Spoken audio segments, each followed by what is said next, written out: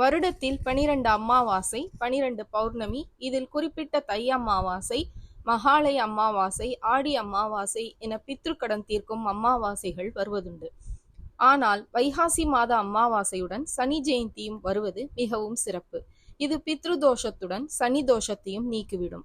அதனால் நாளை 26/5/2025 அமாவாசை தர்ப்பணம் கொடுப்பவர்கள் கொடுத்துவிட்டு பின்பு சனி பகவானுக்கு கோயிலுக்கு சென்று எள்தீபம் ஏற்றி வழிபட வேண்டும். மேலும் ஓம் ஷம் சனீஸ்வராய நமக என்ற எளிமையான மந்திரத்தை 9 முறை சொல்லி சனி பகவானை வணங்கினால் திருமணமான பெண்களின் கணவனின் ஆயுள் நீடிக்கும், குடும்ப வாழ்க்கை மகிழ்ச்சியாகவும், மகாவிஷ்ணு சிவபெருமானின் ஆசியும் வீட்டில் செல்வ செழிப்பும் கூடும். இது போன்ற ஆன்மீக செய்திகளுக்கு பத்மம் யூடியூப் சேனலை சப்ஸ்கிரைப் பண்ணுங்க, ஷேர் பண்ணுங்க, லைக் பண்ணுங்க, கமெண்ட் பண்ணுங்க. நன்றி, வணக்கம்.